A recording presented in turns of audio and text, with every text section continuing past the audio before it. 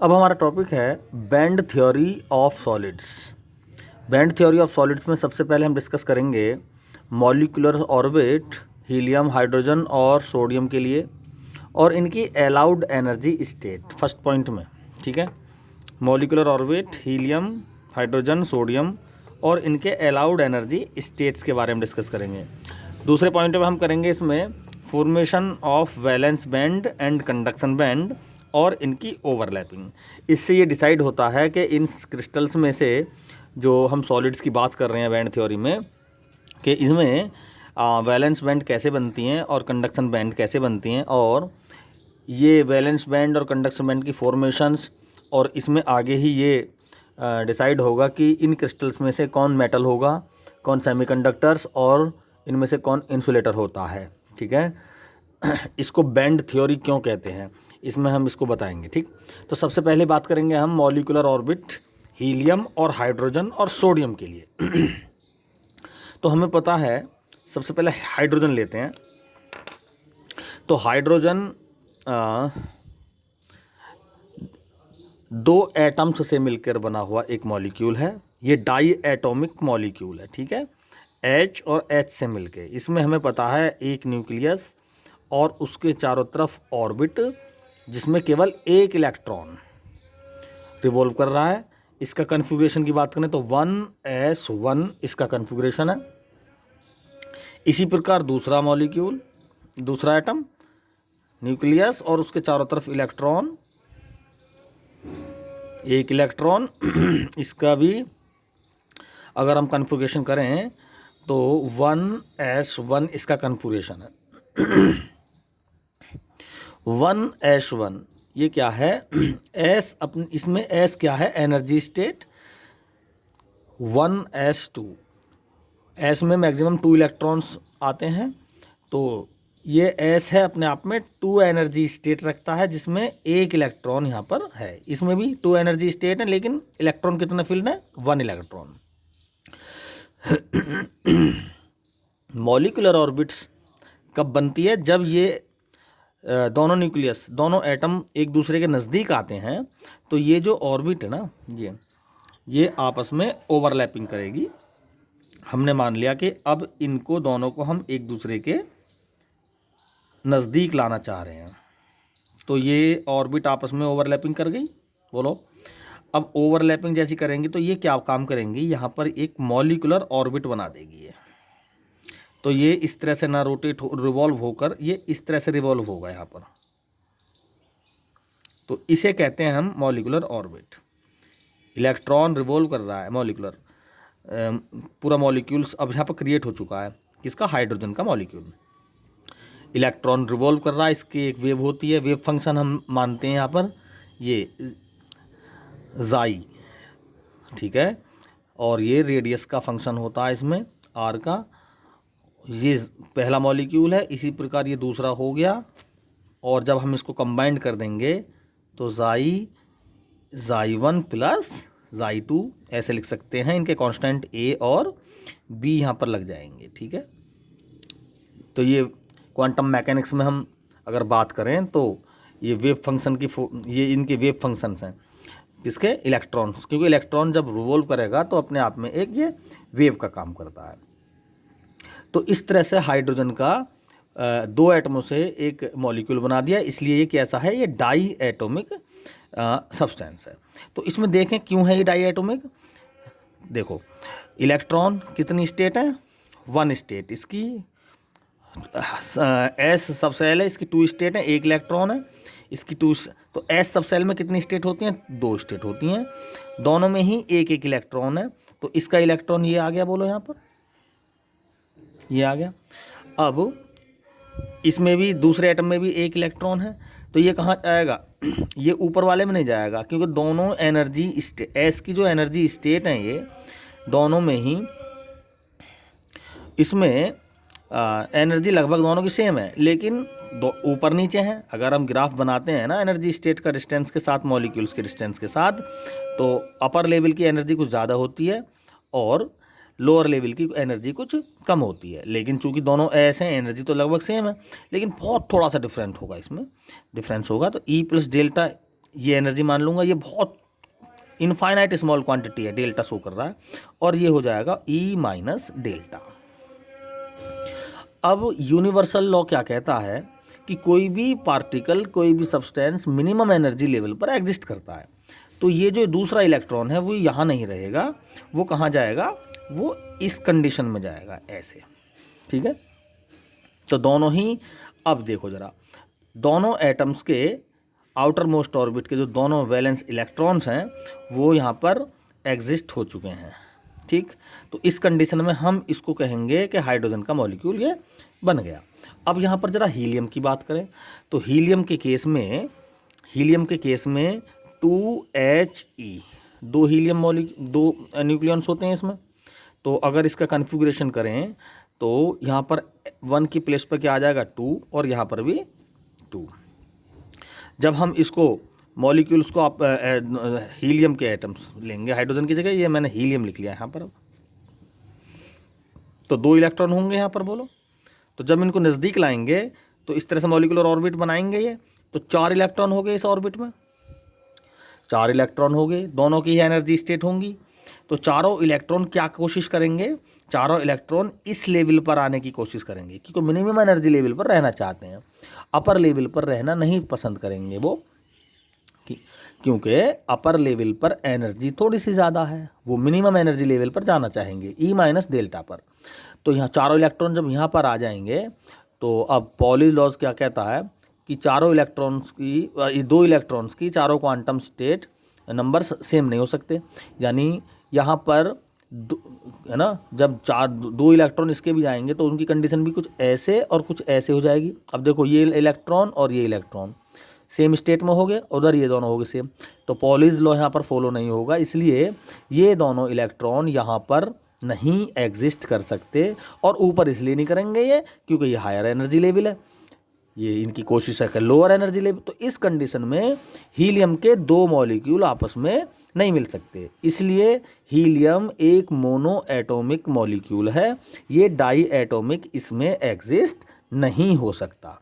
तो पहले पॉइंट को हमने डिस्कस किया, मॉलिक्यूलर ऑर्बिट हीलियम और हाइड्रोजन के लिए। हीलियम क्या हो गया, एक मोनो एटॉमिक मॉलिक्यूल, इसका रीजन बता दिया। और इधर हाइड्रोजन एक डाई एटॉमिक मॉलिक्यूल्स है, इसको भी हमने प्रूफ कर दिया इसके अलाउड एनर्जी स्टेट पर डिपेंड होकर, ठीक है। तो इसमें अब सोडियम को हम काउंट करेंगे नेक्स्ट टॉपिक में, जो है दूसरा नंबर का point, formation of valence band and conduction band and overlapping. तो सोडियम एक क्या है, सोडियम एक बहुत अच्छा कंडक्टर होता है। तो सोडियम को लेकर हम एक और मॉलिक्यूलर ऑर्बिट शो करेंगे सोडियम के इलेक्ट्रिकल कन्फिगरेशन के ऊपर और वहाँ पर हम शो करेंगे कि ये वैलेंस बैंड और कंडक्शन बैंड क्या होती हैं, ठीक है।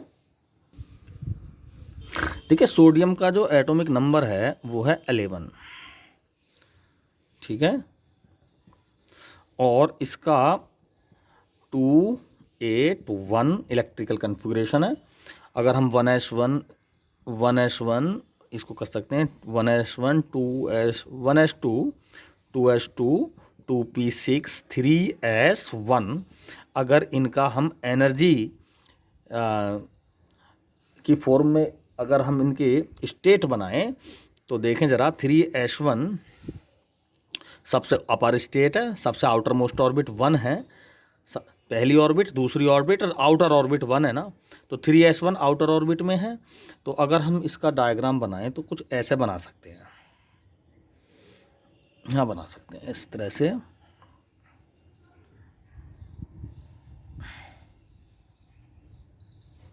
ये है, ये एनर्जी है, नेगेटिव एनर्जी होती है ये। फर्स्ट ऑर्बिट ये 1s2, दूसरी orbit 2s2, sorry 1s2 2s2, ये तो फर्स्ट ऑर्बिट के इलेक्ट्रॉन, 1s2 तो फर्स्ट ऑर्बिट का है, 2s2 और 2p6 ये दोनों सेकंड ऑर्बिट के हैं। और उसके बाद आया 3s1, ये 3s1 है, ये आउटर ऑर्बिट का इलेक्ट्रॉन है, यहीं पर हमें बात फोकस करनी है। ठीक, ये आउटर मोस्ट ऑर्बिट की एनर्जी स्टेट हम इसकी शो कर सकते हैं। ठीक है, देखो इलेक्ट्रॉन उन्हीं ऑर्बिट्स में रिवॉल्व करता है जहां उनकी अपनी एक अलाउड एनर्जी स्टेट होता है, बीच में नहीं रिवॉल्व करेगा। अपनी एनर्जी स्टेट फिक्स ऑर्बिट्स होती हैं रिवॉल्व करने के लिए, जो फिक्स ऑर्बिट होती हैं उसी में इलेक्ट्रॉन रिवॉल्व करते हैं, और फिक्स ऑर्बिट्स में भी सब सेल्स होते हैं, उनकी एनर्जी स्टेट होती हैं। तो 3s1 तक इलेक्ट्रॉन है, एनर्जी स्टेट ऊपर भी होंगी। 3s1 के बाद क्या आ जाएगा, 3p6 और 3p6 के बाद आ जाएगा 4s2। इस तरह से एनर्जी स्टेट ऊपर भी मिलेंगी, भले उसमें इलेक्ट्रॉन नहीं है कोई बात नहीं, 3s1 तक इलेक्ट्रॉन है। ठीक है, तो 3s1 तक इलेक्ट्रॉन है, लेकिन एनर्जी स्टेट इनके ऊपर भी हैं, 3p और 4, इनमें इलेक्ट्रॉन नहीं है। अब ये इसमें वैलेंस बैंड और कंडक्शन बैंड कैसे बनेंगी देखें ज़रा। अब हमारे पास एक सोडियम का एटम तो ये है, ये मैंने मान लिया यहाँ पर,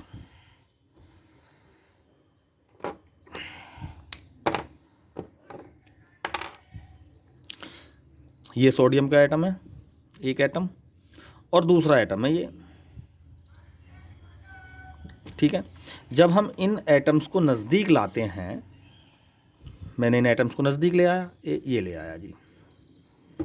ठीक है, तो क्या हुआ, इन्होंने क्या बना ली, अपनी मॉलिक्यूलर ऑर्बिट बनाएंगे इस तरह से।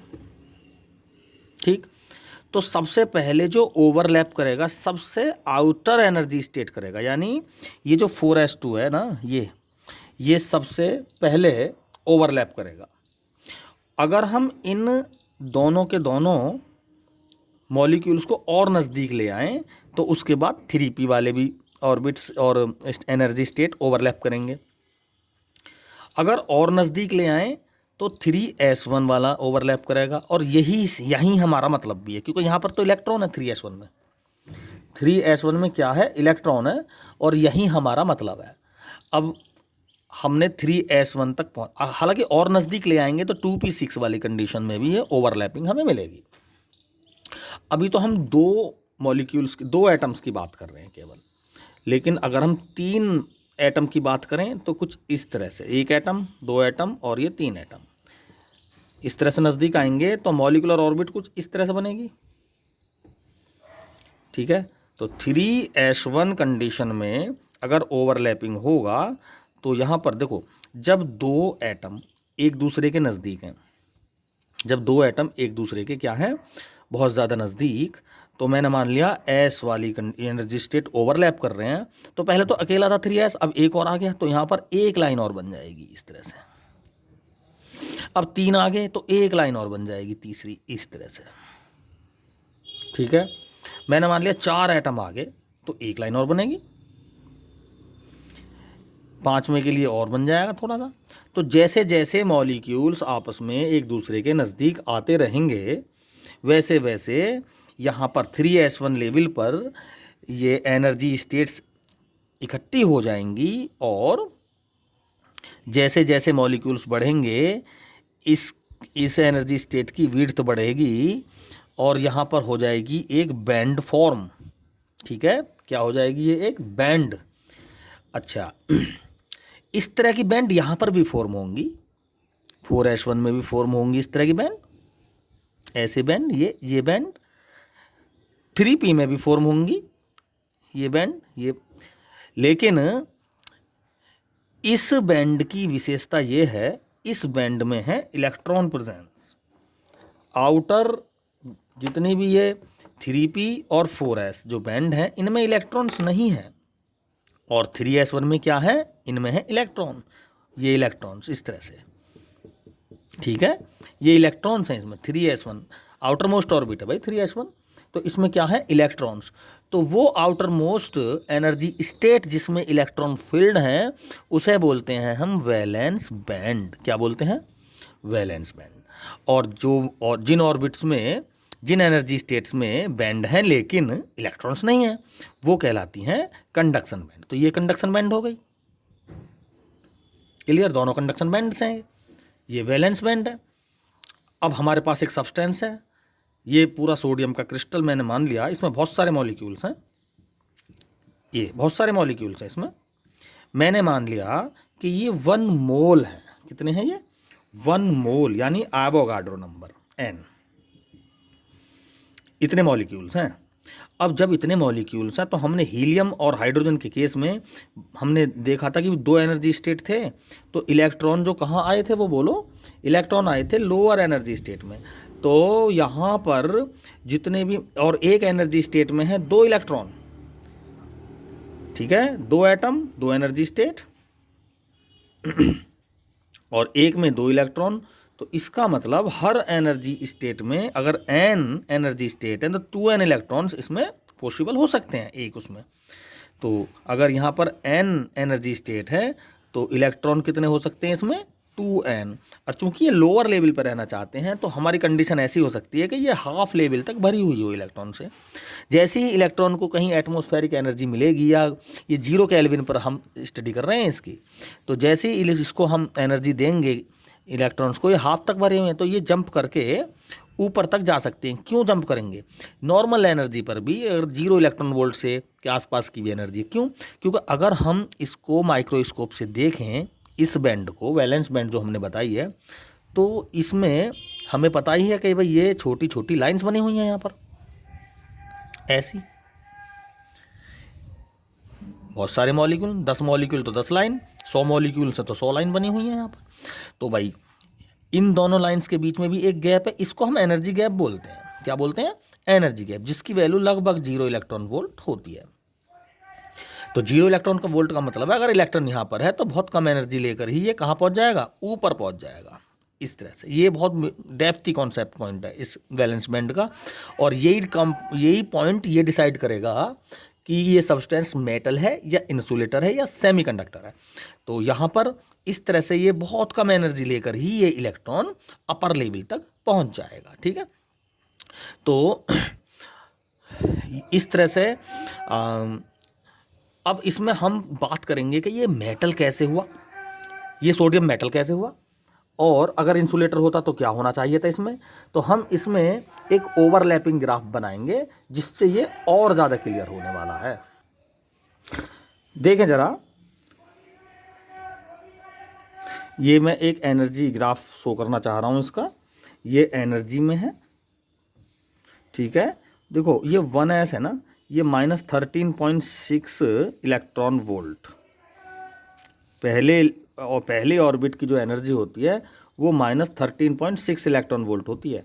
तो देखें ज़रा, यहाँ पर मैंने मान रहा हूँ कि 2 मॉलिक्यूल के बीच की डिस्टेंस इस ग्राफ से इस लाइन से शो हो रही है, और एनर्जी, नेगेटिव एनर्जी इस लाइन से शो हो रही है। और ये मैं मान रहा हूँ 1s2, ये 1s2 की लाइन है, डिस्टेंस बहुत दूर है अभी मॉलिक्यूल्स की।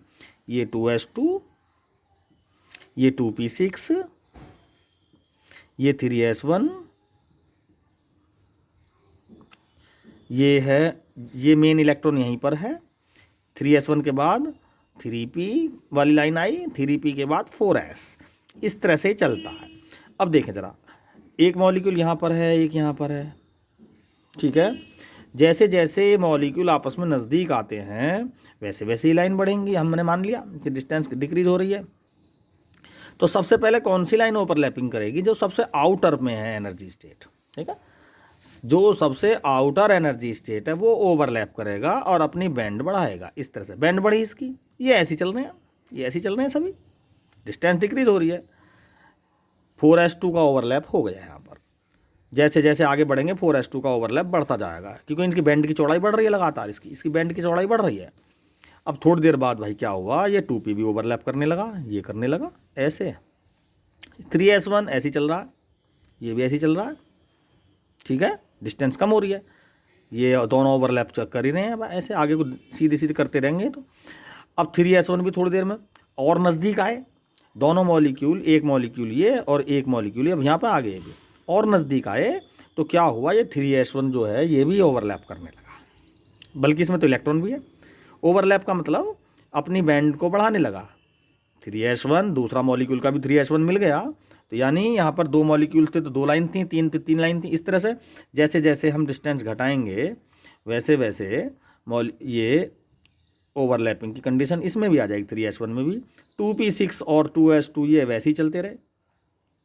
देखो जब लगभग 3.6 एंगस्ट्रॉम की डिस्टेंस रह जाती है 2 मॉलिक्यूल्स के बीच में, तो उसके बाद 2p भी ये क्या करने लगता है, ये करने लगता है ओवरलैपिंग। ठीक है, अब देखें जरा, अब देखें 3s1 में इलेक्ट्रॉन है, 2p1 में भी, 2p6 में भी इलेक्ट्रॉन है। 3s1 के इलेक्ट्रॉन यहाँ देखें एक बार, 3s1 के इलेक्ट्रॉन इसमें जंप कर करके यहाँ पहुँच गए, बोलो यहाँ पहुँच गए। अब 3p में कैसे, ये 3s1 के तो यहाँ है इलेक्ट्रॉन इस समय, 3p में कैसे पहुँचे ये तो कंडक्शन बैंड है ना, कैसे पहुँचे? ये गैप है आपस में, इस गैप को पूरा करें। इस गैप की जितनी भी एनर्जी है, इस गैप की एनर्जी के बराबर अगर इलेक्ट्रॉन के पास एनर्जी होगी, इस इलेक्ट्रॉन को 3p तक जाने के लिए इस एनर्जी गैप के बराबर एनर्जी चाहिए। ठीक है, लेकिन सोडियम के केस में हो क्या रहा है, 3s1 कंडीशन तो ये है ही, 3s1 जो एनर्जी स्टेट है इसमें बैंड है, ये लगातार फैल रही है ना। तो इसने क्या काम कर दिया, 2p के साथ ओवरलैपिंग कर दी। यानी 2p में जो ये गैप्स हैं, अब एनर्जी स्टेट्स के गैप्स, ये ओवरलैपिंग का मतलब है ये पूरा 3s से मिल गया। ये 3p स्टेट के जो कंडक्शन बैंड्स हैं वो 3s के वैलेंस बैंड से आपस में मिल गए। इसका मतलब क्या हुआ, अब ये जब ये एनर्जी स्टेट आपस में इन एनर्जी स्टेट से मिल गए, तो ये इलेक्ट्रॉन वही 0 इलेक्ट्रॉन वोल्ट के अकॉर्डिंग ही, अगर एटमॉस्फेरिक थोड़ी सी भी एनर्जी मिलती है तो ये तुरंत जंप कर जाएंगे, क्योंकि इनको अब रास्ता मिल गया। 3s1 के जो वैलेंस बैंड के इलेक्ट्रॉन्स हैं उनसे ओवरलैपिंग 2p ने कर लिया, और 2p किससे ओवरलैप्ड है, 4s से ओवरलैप्ड है। तो ये इलेक्ट्रॉन 3s1 के जो वैलेंस बैंड के इलेक्ट्रॉन हैं, अब उनको फॉरबिडन गैप नहीं मिला। देखो ये जो गैप है 3s1 एनर्जी स्टेट और 3p एनर्जी स्टेट के बीच का जो गैप है, इसमें कोई एनर्जी स्टेट की छोटी छोटी बैंड्स नहीं है, तो ये होता फॉरबिडन गैप। और जो 3p स्टेट का जो कंडक्शन बैंड है, इसमें छोटे छोटे जो स्टेट्स हैं इनको कहते हैं हम ओनली एनर्जी गैप्स। तो अगर ये गैप्स मिलते हैं तो इनकी वैल्यू होती है 0 electron volt, electron easily jump कर जाता है। लेकिन ये जो गैप है, ये फॉरबिडन गैप है, इसको पूरा करने के लिए इतनी एनर्जी इलेक्ट्रॉन को कहीं ना कहीं से चाहिए ही चाहिए। अब सोडियम के केस में ये गैप खत्म हो जाता, क्यों, क्योंकि ओवरलैप कर गया। तो इलेक्ट्रॉन को तो चूंकि ये वाले गैप चाहिए थे, छोटे छोटे एनर्जी गैप जो एनर्जी स्टेट्स के बीच में होते हैं, जो E प्लस डेल्टा और E माइनस डेल्टा पर ही डिपेंड। डेल्टा बहुत छोटी क्वांटिटी है एनर्जी की, लगभग 0 वोल्ट या 0.001 इलेक्ट्रॉन वोल्ट। तो ये 3s1 के इलेक्ट्रॉन के साथ 2p वाले ओवरलैप कर गए, यानी अब इनके लिए ये फॉरबिडन गैप तो खत्म हुआ, ये एनर्जी स्टेट के गैप जो नेग्लिजिबल हैं वो मिल गए, और इनको इलेक्ट्रॉन आसानी से जंप करता हुआ 2p पहुंच जाएगा। 2p से कहाँ पहुंच गया, ये भी गैप, ये भी ओवरलैप कर रहे हैं, 2p के साथ 4s ओवरलैप कर रहा है, तो ये इलेक्ट्रॉन कहाँ पहुंच गए, यहाँ पहुंच गए। अब यहाँ देखें जरा इस पॉइंट पर, इलेक्ट्रॉन फर्स्ट स्टेज की वैल्यू है -13.6 इलेक्ट्रॉन वोल्ट। जैसे जैसे ऊपर को जा रहा है इलेक्ट्रॉन की एनर्जी बढ़ रही है, ये नेगेटिव वैल्यू थोड़ी घटती जा रही है, और यहाँ पर जाती जाती है क्या हो जाती है, 0 इलेक्ट्रॉन वोल्ट। अब इस पॉइंट पर इलेक्ट्रॉन की एनर्जी कितनी होगी, 0 इलेक्ट्रॉन वोल्ट हो गई। इसका मतलब ये इलेक्ट्रॉन हो गया फ्री, अब किसी से बंधन में नहीं है ये। जब तक इसके पास नेगेटिव एनर्जी थी, ये क्रिस्टल के बाउंडेशन में था, न्यूक्लियस इसके बाउंडेशन में था, लेकिन अब इसकी एनर्जी है 0 इलेक्ट्रॉन वोल्ट। अब ये फ्री है। अब ये फ्री का मतलब है ये अब कंडक्टिविटी बढ़ाएगा, इसलिए ये केस कहाँ होता है, सोडियम में होता है। सोडियम में इस केस को होने की वजह से हम कहते हैं सोडियम एक बहुत अच्छा कंडक्टर है, ठीक है। लेकिन इंसुलेटर में क्या होता है, इंसुलेटर में ये स्प्लिटिंग तो होती है, बैंड्स बनती हैं उसमें भी, लेकिन ओवरलैपिंग नहीं होती। एक दो जगह होती होगी, 2p से, जैसे 2p6 और 3s1 के बीच में हो गई, पता लगा 2p और 4s2 के बीच में ओवरलैपिंग नहीं हुई। जब ओवरलैपिंग नहीं हुई तो क्या हुआ, कंडक्शन और वैलेंस के बीच में एक फॉरबिडन गैप आ गया। फॉरबिडन गैप का मतलब है वो इंसुलेटर बन गया। तो मेनली कंडक्टर और इंसुलेटर के बीच में यही डिफरेंस है, जो कंडक्टर्स होते हैं वहाँ पर ओवरलैपिंग मिलती है, लेकिन इंसुलेटर में ये ओवरलैपिंग नहीं मिलती। वहाँ पर वैलेंस और कंडक्शन बैंड्स के बीच में एक गैप होता है जिसे हम फॉरबिडन गैप बोलते हैं। अगर ये गैप 3 वोल्ट इलेक्ट्रॉन वोल्ट से ज़्यादा है तो ये हो गया भाई हमारा इंसुलेटर। ये मैंने बना लिया वैलेंस बैंड और ये बना लिया हमने कंडक्शन बैंड, और इनके बीच में अगर 3 इलेक्ट्रॉन वोल्ट से ज़्यादा एनर्जी गैप है, इसको कह दिया इंसुलेटर। ठीक, अगर 1 इलेक्ट्रॉन वोल्ट से कम गैप है तो ये हो गया सेमीकंडक्टर, और अगर इनके बीच में कोई गैप ही नहीं है तो ये हो गया आपका कंडक्टर। तो इस तरह से हम बैंड थ्योरी ऑफ सॉलिड्स के बेस पर मेटल्स में ये डिसाइड करते हैं कि कौन कंडक्टर है, कौन इंसुलेटर है और कौन इसमें सेमीकंडक्टर। अब देखो सेमीकंडक्टर के केस में भी ओवरलैपिंग मिलती है, इलेक्ट्रॉन जा सकता है, लेकिन फिर भी उसको हम सेमीकंडक्टर कंडक्टर नहीं कहते। अगर हम सेमीकंडक्टर जर्मेनियम सिलिकॉन की बात करें तो इनके केस में भी जो बैंड्स होती हैं energy states, allowed energy state, उनमें ओवरलैपिंग होती है, लास्ट तक ओवरलैपिंग होती है, लेकिन फिर भी वो कंडक्टर नहीं है। क्यों? क्योंकि उनमें ओवरलैपिंग होती है लेकिन बीच बीच में ओवरलैपिंग ब्रेक हो जाती है। ठीक है, तो वहाँ पर कंडक्टिविटी जो होती है वो इंसुलेटर से ज़्यादा और कंडक्टर से कम, मेटल से कम रह जाती है। तो इसको हम स्टडी, ये बीएससी लेवल का टॉपिक है, इसकी स्टडी हायर क्लासेस में करते हैं। अभी हम 12th लेवल पर केवल यही बताएंगे कि वैलेंस बैंड क्या होती हैं, कंडक्शन बैंड क्या होते हैं, और इनके आधार पर हम किसी सब्सटेंस को मेटल कैसे कहेंगे और इंसुलेटर और सेमीकंडक्टर कैसे कह सकते हैं। Thank you.